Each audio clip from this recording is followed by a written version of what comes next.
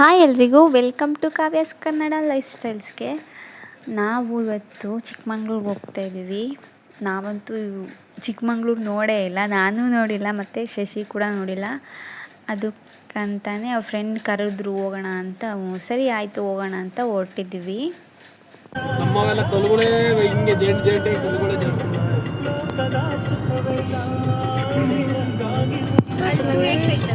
ಏನು ಗೊತ್ತಾ, ಅಲ್ಲಿ ಮುಳ್ಳಯ್ಯನಗಿರಿ ಪೀಕಿಗೆ ಹೋಗೋದಕ್ಕೆ ಎಲ್ಲ ಆನ್ಲೈನ್ ಬುಕ್ ಮಾಡ್ಕೋಬೇಕಂತೆ.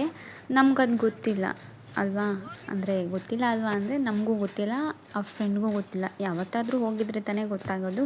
ಸಡನ್ನಾಗಿ ಪ್ಲ್ಯಾನ್ ಮಾಡಿ ಹೊರಟಿದ್ದಲ್ವ, ಅಲ್ಲಿ ಆನ್ಲೈನ್ ಟಿಕೆಟ್ ಅಂತ ಗೊತ್ತಿಲ್ಲ.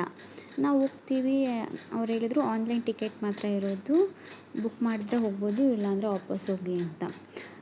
ಸರಿ ಅಂತ ವಾಪಸ್ ಹೋಗೋಣ ಅಂತ ಹೋಗ್ಬೇಕಾದ್ರೆ ಈ ಅಣ್ಣ ಬಂದರು, ಕ್ಯಾಬವರು, ಅಂದರೆ ಅಲ್ಲಿ ಲೋಕಲ್ ಕ್ಯಾಬರವರು. ಅವ್ರು ಬಂದು ಟಿಕೆಟ್ ಬೇಕಾ ಅಂತ ಕೇಳಿದ್ರು. ಬೇಕು, ಎಷ್ಟಾಗುತ್ತೆ ಅನ್ನೋದಕ್ಕೆ, ಅಂದರೆ ಮುಳ್ಳಯ್ಯನಗಿರಿ, ಅಬ್ಬೆ ಫಾಲ್ಸು ಅದೆಲ್ಲ ಸೇರಿ 3500 ಆಗುತ್ತೆ ಅಂತ ಹೇಳಿದ್ರು, ಒಳಗಡೆ ಬಿಡೋದಕ್ಕೆ, ಎಂಟರ್ ಮಾಡೋದಕ್ಕೆ. ಸರಿ ಇನ್ನೇನು ಮಾಡೋದು, ಬಂದುಬಿಟ್ಟಿದ್ದೀವಲ್ಲ ಅಂತ ಹೇಳಿ ಅಷ್ಟು ಕೊಟ್ಟು ಅಷ್ಟು ನೋಡಿಕೊಂಡು ಬಂದಿದ್ದಾಯಿತು. ನೋಡಿ, 100 ರುಪೀಸ್ಗೆ 500 ಆಯಿತು, 3500 ಆಯಿತು.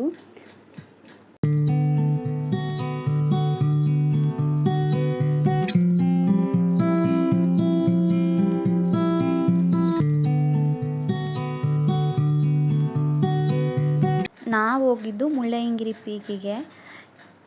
ಏನು ಗೊತ್ತಾ, ನಂಗೆ ಇಷ್ಟೊಂದು ವೆದರು ಈ ರೀತಿ ಇರುತ್ತೆ ಅಂತ ನಂಗೆ ಖಂಡಿತ ಗೊತ್ತಿರಲಿಲ್ಲ. ಯಾಕಂದರೆ ನಾವೆಂದೂ ಹೋಗಿರಲಿಲ್ಲ ಅಲ್ಲ, ಸೊ ನಮಗೆ ಗೊತ್ತಿರಲಿಲ್ಲ. ಅಂದರೆ ಮಂಗಳೂರಲ್ಲಿ ಸ್ವಲ್ಪ ಬಿಸಿಲಿತ್ತು ಊರಲ್ಲಿ, ಅಂದರೆ ಸಿಟಿಲೆಲ್ಲ ಬಿಸಿಲಿತ್ತು. ಬಟ್ ಬೆಟ್ಟದ ಮೇಲೆ ಹೋಗ್ತಾ ಹೋಗ್ತಾ ಏನಾಯಿತು, ಮಳೆ ಮತ್ತು ತುಂತುರು ಹನಿ ಮತ್ತು ಏನದು ಗಾಳಿ ಎಲ್ಲ ತುಂಬ ಬೀಸ್ತಾಯಿತ್ತು. ನನಗೆ ಇಷ್ಟೊಂದು ಇರುತ್ತೆ, ಹಿಂಗಿರುತ್ತೆ ಅಂತ ಐಡಿಯಾನೇ ಇರಲಿಲ್ಲ. ಸೊ ನಾನು ಟೋಪಿ ಬಿಟ್ಟರೆ ಇನ್ನೇನು ತೊಗೊಂಡೇ ಹೋಗಿರಲಿಲ್ಲ ಯಾರಿಗೂ, ಎಲ್ಲ ಕಾರಲ್ಲೇ ಬಿಟ್ಟು ಹೋಗ್ಬಿಟ್ಟಿದ್ವಾ. ಸೊ ಅಲ್ಲಿ ಹೋಗಿದ ತಕ್ಷಣ ಮಳೆ, ಗಾಳಿ ಮತ್ತು ಚಳಿ ಎಲ್ಲ ಸ್ಟಾರ್ಟ್ ಆಗಿಬಿಡ್ತು. ಏನು ಮಾಡೋದು ಅಂತ ಹೇಳ್ಬಿಟ್ಟು, ಇನ್ನೇನು ಮಾಡೋದು, ರೈನ್ ಕೋಟ್ ತೊಗೊಂಡು ಸಮರ್ಥಗೂ ಅದೇ ಹಾಕ್ಕೊಂಡು ಹೋಗಿದ್ದಾಯಿತು. ನಾನು ಸ್ವೆಟರ್ ಹಾಕ್ಕೊಂಡಿದ್ದೆ, ಅದನ್ನು ಸಮರ್ಥಕ್ಕೆ ಹಾಕಿದ್ರೆ ಅವನು ಹಾಕಿಸ್ಕೊಂಡಿಲ್ಲ, ಅವನಿಗೆ ಕಂಫರ್ಟ್ ಅನಿಸ್ಲಿಲ್ಲ. ಲಾಸ್ಟಲ್ಲಿ ಎಲ್ಲ ಫುಲ್ ಅಳೋದಕ್ಕೆ ಸ್ಟಾರ್ಟ್ ಮಾಡಿಬಿಟ್ಟ. ಹೀಗೆ ಅಲ್ಲಿ ಬಂದಿರೋರೊಬ್ಬರು ಮಗುನ ಒಳಗಡೆ ಎತ್ಕೊಂಡು ಆಮೇಲೆ ರೈನ್ ಕೋಟ್ ಹಾಕ್ಕೊಂಡಿದ್ರು. ಸೊ ನಾನು ಅದೇ ಥರ ಎತ್ಕೊಳ್ಳೋಣ ಅಂತ ಶಶಿಗೆ ಹೇಳಿದೆ. ಅವನ್ನ ಒಳಗಡೆ ಹಾಕ್ಕೊಂಡು ಎತ್ಕೊಂಡ್ರೆ ಅದಕ್ಕೂ ಅವನು ಹತ್ಬಿಟ್ಟ. ಅದು ಅವನಿಗೆ ಕಂಫರ್ಟ್ ಅನಿಸ್ಲಿಲ್ಲ.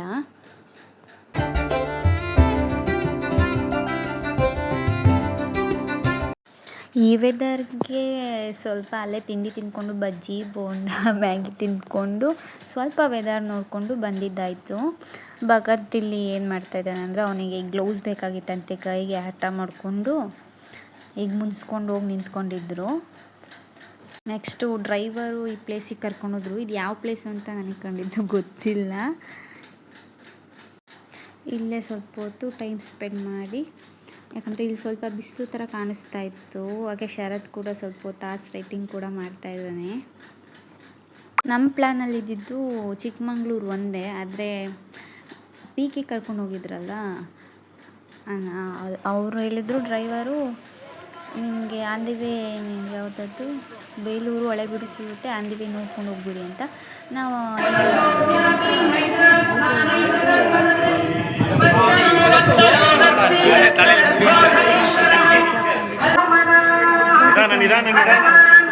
ಏಕಾದಶಿ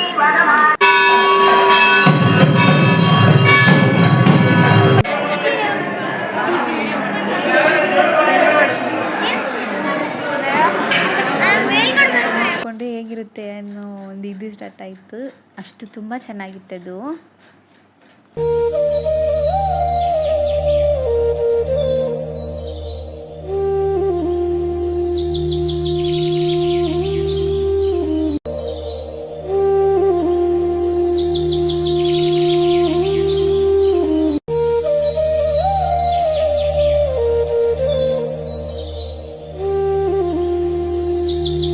ಸಂಜೆ ಆಗಿತ್ತಲ್ಲ, ಸೊ ಅಲ್ಲೇ ಆಲ್ಟಾಗಿ ನೈಟು ಮಾರ್ನಿಂಗ್ ಎದ್ದು ಮತ್ತು ನಾವು ಹಳೆಬೀಡು ಕಡೆ ಹೋದ್ವಿ. ಸಮರ್ಥ್ ನೋಡಿ ಹೇಗೆಲ್ಲ ಆಟ ಆಡ್ತಿದ್ದಾನೆ ಅಂತ. ಅವ್ನು ಇಡೀ ಜರ್ನಿಲಿ ಶೂನೇ ಹಾಕ್ಕೊಂಡಿಲ್ಲ ಅವನು, ಹಾಗೆ ಓಡಾಡ್ತಾನೆ. ಸುಮ್ಮನೆ ಹಾಕೋದು ಬಿಚ್ಚೋದು ಇದೇ ಆಯಿತು ಅವ್ರದ್ದು. ಸೊ ಆನ್ ದಿ ವೇ ಹೋಗ್ತಾ ಸ್ವಲ್ಪ ನನ್ನ ಸ್ಲಿಪ್ಪರ್ ಹಾಳಾಗಿತ್ತು ಅಂತ ನಾನು ಸ್ಲಿಪ್ಪರ್ ತೊಗೊಂಡೆ. ಮತ್ತು ಅವರು ಶಶಿ ಫ್ರೆಂಡ್ ಕೂಡ ಅಲ್ಲೇ ಸ್ಲಿಪ್ಪರ್ ತೊಗೊಂಡ್ರು. ಅಲ್ಲಿಂದ ನಾವು ಹೋಗಿದ್ದು ಹಳೇಬೀಡಿಗೆ.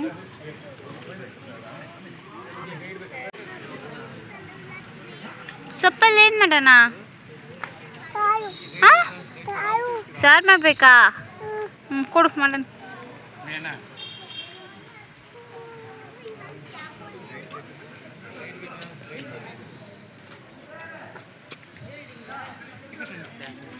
ಸಾಕು ಸಾಕು ಕಿಲ್ಬಾರ್ದು.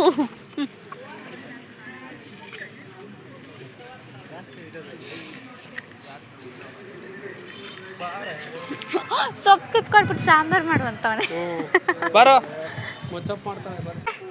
ಹೆಂಗನತ್ತದು? ಇಲ್ಲಿ ತೋರ್ಸು ಹೆಂಗನತ್ತದು. ಏನು ಅನ್ನುತ್ತಾ? ಹೌದಾ?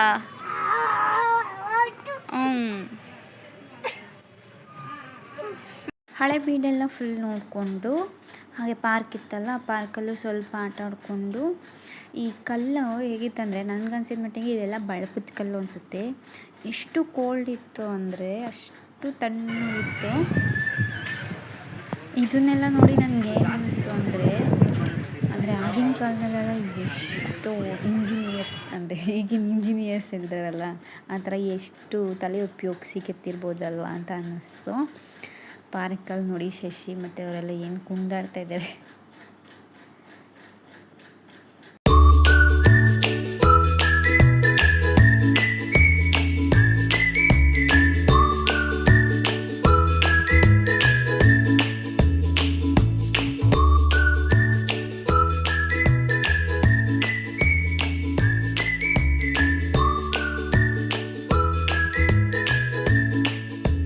ಏನು ಮಾಡ್ತೀಯಾ? ಯಾರಿಗೆ? ಅಮ್ಮ ಕುಡಿಬಾರ್ದು, ಅಮ್ಮ ಕುಡಿತಾರ.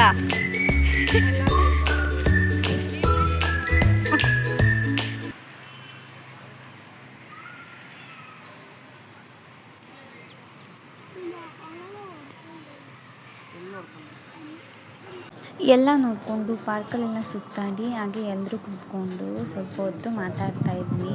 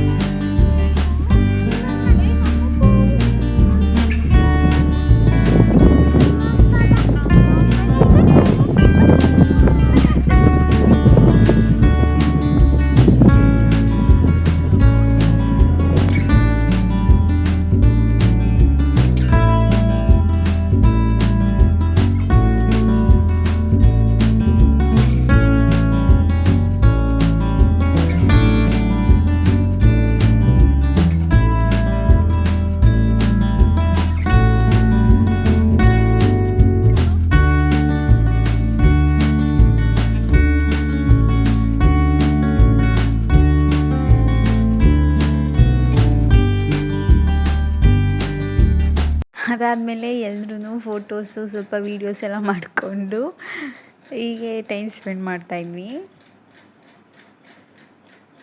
ಬೇಡ ಬಾಯ್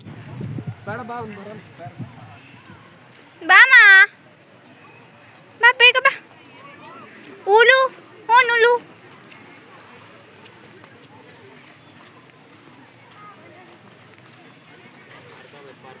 ಬೇಡ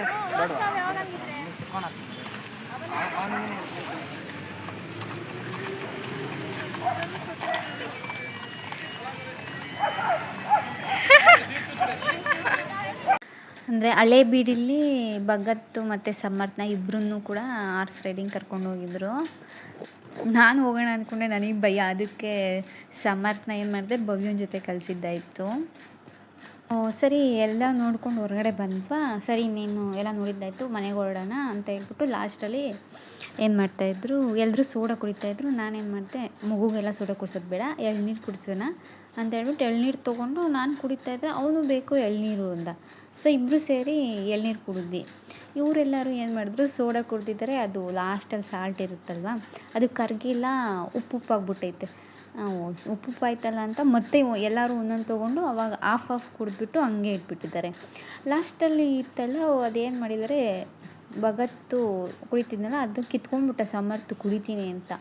ಅದು ಉಪ್ಪಾಗ್ಬಿಟ್ಟಿದೆ ಅಂತ ನನಗೆ ಗೊತ್ತಿಲ್ಲ.